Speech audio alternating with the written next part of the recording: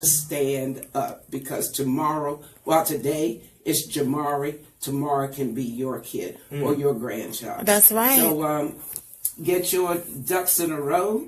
Forego your lunch a couple of days a week. Get your money together so you can go down to Atlanta and support this cause in October. That's right. With that, we're going to move into the business segment. Yes, we are. Yes, ma'am. Yes, indeed. A21 in the house. That's I've right. been waiting for all day. Yes, Real. indeed. Because I like to tell folks, it is not what you have done, it's what are you going to do from here. This is Angela Taylor with the business segment. Now, on last week, I'd given you 2 books that I recommended that you read. That first book is a very easy read, but it'll definitely help you navigate through the folks who are adding value to your life and the folks who are not. And in order for you to go into business, I don't care if it's a home-based business or you're moving to a brick and mortar shop, you have got to get your front row people in order, and you've got to be able to identify them with some degree of clarity. So I hope that you all have read about the border bullies, those folks who are very close to you, who who are used to seeing you as you are, and who may not want to change. If you're trying to do something big in your life, if you're trying to do anything big in your life, you've got to be able to stand up to those folks. And that book also talks about the giants and the wasteland. There are some, whenever you're trying to do anything different and anything bigger than where you are, you're going to come into some problems. So you just have to be able to prepare yourself inside to be able to deal with those challenges that you know you're going to face, because you're about to make a change in your life. Wasteland. You're going to be going through periods where you're working really hard. I'm telling you, you are just sacrificing and working very, very hard to achieve that goal. And it doesn't seem like anything's happening. Don't look for overnight success, because overnight success does not happen overnight. You know, you see people who, all of a sudden jump to the forefront, know that they have had some years of preparation to bring them to that point. Because it's not the destination, folks. It is the journey that makes you the person who is going to achieve some success. Now, the second book that I had given you was the 21 Irrefutable Laws of Leadership. Now, I asked you guys to read chapter 1. And that chapter 1 talks about the law of the lid. Because pretty much all of our lives, somebody, excuse me, has told us what we can do and what we can't do. Now, if you have a dream, now, and I'm not talking about that one where you put your head on the pillow and go to sleep. You have to be able to see yourself where you want to go. I often tell young ladies that I mentor today, don't dress for where you are, dress for where you want to go. But as it relates to the law of the lid, it's all too often we have that enemy inside ourselves, that inner me that tells us we can't do it, or that's too big for you, or how am I going to get this done? Now, a little story I like to interject that is in this particular chapter is about 2 brothers named Dick and Maurice. They were entrepreneurs. They originally lived in New York, but the opportunities were kind of stifling them back in the 30s and 40s. So they moved out to the West Coast, Hollywood, and all of that fun stuff, thinking that they were going to do something very big. Okay, they started a little theater business, but that didn't take off. That kind of folded. So they went into, because fast food, if you will, was just coming to the fore back then. So they decided to open a fast food shop they served hot dogs and French fries, that kind of thing, but they served them on plates with real silverware and all that kind of fun stuff. But they were making money. So they were making about, I think they said that they split maybe about $50,000 every year for a few years. And they wanted to go bigger. So they decided to change their menu to hamburgers, okay, hamburgers, fries, and something to drink, and to dispense with the what do you call it, the plates and the forks and that kind of thing, and use disposable cups. So their profits nearly doubled and even tripled over time. And then they thought about, well, hey, why don't I just franchise it? Okay, but when they started marketing for the franchise, they weren't very successful because the people that they wanted to, or people who came to them to want to buy their idea, said, hey, I'm going to call it McDonald's. And those two brothers said, well, what are you going to call it that for? Okay, so they wound up not being successful at franchising, but a year or two later, they met this gentleman by the name of Ray Kroc. Now, while Ray Kroc, he was a business owner as well. Now, keep in mind, Dick and Maurice McDonald, they were very good managers, but they were limited in their vision. They kind of put a cap on what they could do. Ray Kroc was a visionary, and as the story goes, he sacrificed a lot. I'm talking about his own personal money when he started bringing people on to McDonald's Corporation. He would even take bank loans and things like that to pay them their salary because that's where his vision had taken him. He said that we could do this. And you can just look around. McDonald's is in over 100 countries.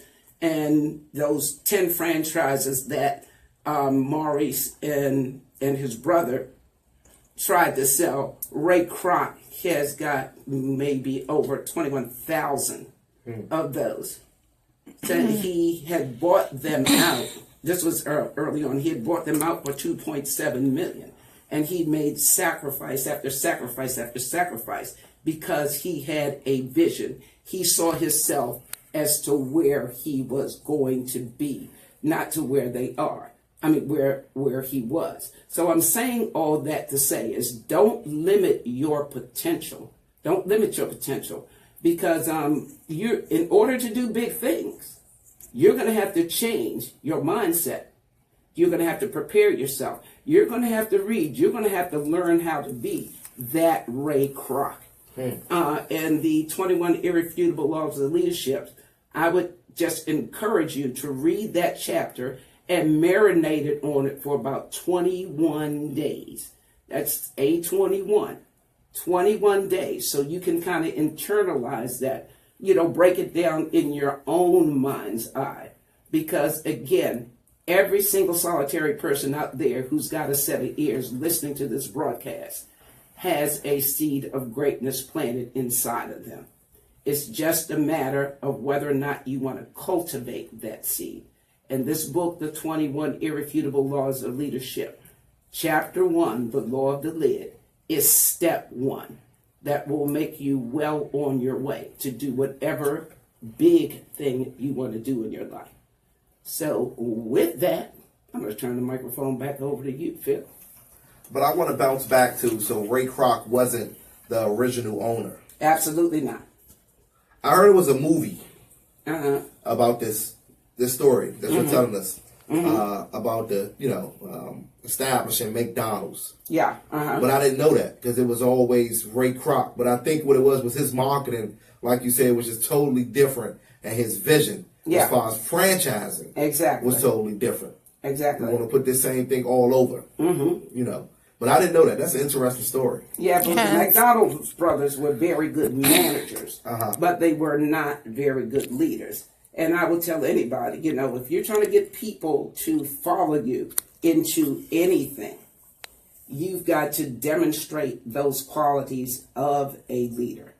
Otherwise, you ain't doing nothing but taking a walk. And I say that particularly to people who are trying to build, with home-based businesses in network marketing.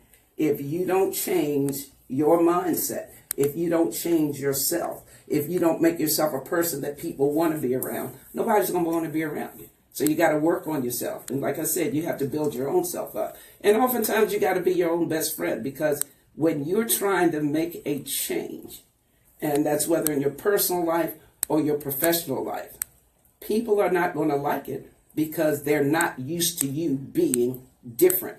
You got to be different. Hot. That's Mr. Montari. Gotta call up. Hold on for a second. Heard it first right here on Focus Radio. Hello, Focus Radio.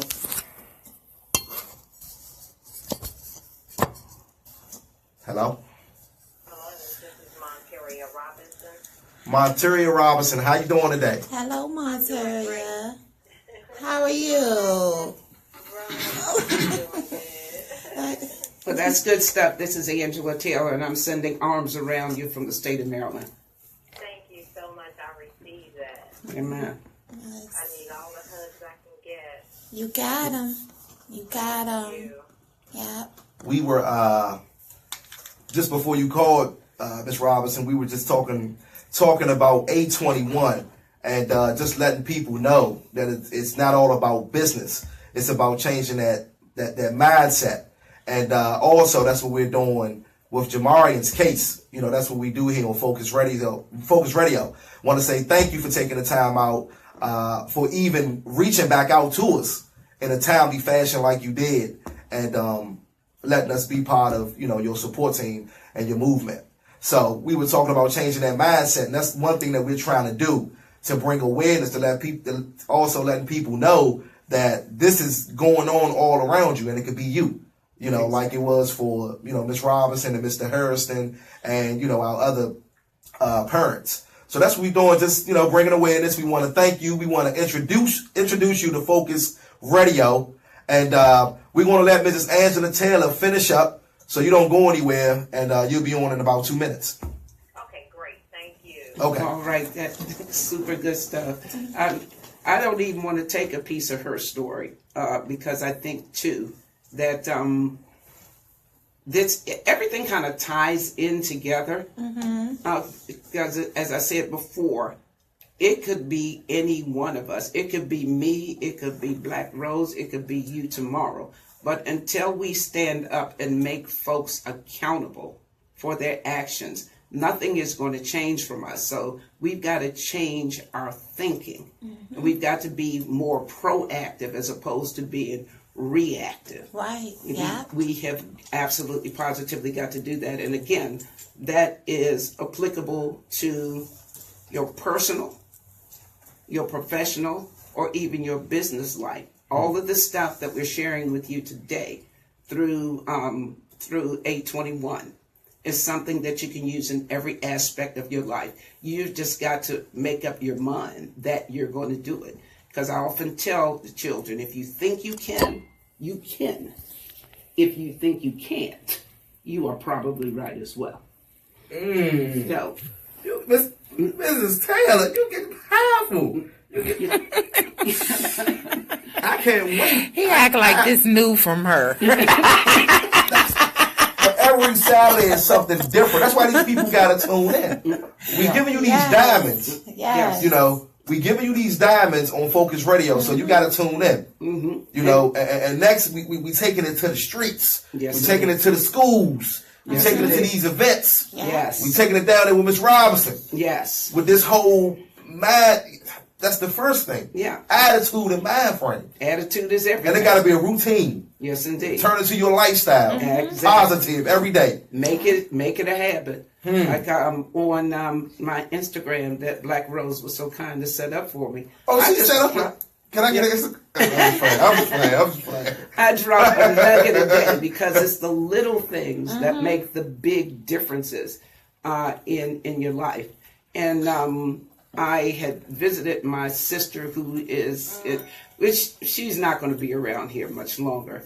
And I had a very in-depth conversation with some family members and one of my cousins who came out of town.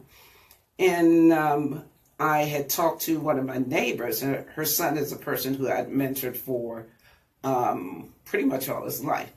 But he had said something yesterday that really touched my spirit. He said, as you go through life, you have to continue to make deposits in the friendship bank. So when you get to a point in your life where you can't, you will have somebody to lean on. You can make that withdrawal with interest. And again, that said to me is that we need to focus on building relationships. Those front row people that I'd always talk about, people are either adding value or they're taking it away. That's yes, right. Indeed. Your front row people, you work to cultivate those relationships, because those people are going to be your biggest cheerleaders. They're going to be waving the pom-poms when you do something good and something positive. And when you might slip and fall, but you got to fail forward. But if you slip and fall, you got somebody who's not going to mind you coming, sitting over their house, having a cup of coffee. And just, if you want to talk, fine. If you don't want to talk, but have somebody there for you. And I'm saying that kind of for myself as well as Jamari's mother, who's on the phone. You know, we just have to make more deposits in that friendship bank. And I just feel like I'm blessed and highly favored in that I met you and Rose several months ago, because you guys are angels. You're angels to the community. And you're kind of like those diamonds that feel the diamonds. People turn over rock after rock after rock after rock. And then they Look, don't find have me you. messing up my makeup, okay? Look. They find a black rose. And they find a focus Phil who's willing to walk the walk with them. And that is very special. That's very special. So everybody listening, you got a friend in the studio. Don't, what is that word that I'm saying? Don't minimize that in your life. So with that again. Give us the 411. The 411 is just what I said. It is not what you have done in your life. It is what you can do from here. Every single solitary person has value. Every single solitary person can do something good for somebody. I mean, I spoke to a young man, this was day before yesterday, just walking by my house. I spoke to him. He was walking up the street with a girl. He stopped me. He said, "What?" I said, "Hello." He said, "You know what? People just don't do that anymore." And I said, okay, just like I just spread the little sunshine in your life, because he smiled really broad when he said hello back. I said, you go spread some sunshine wherever you go.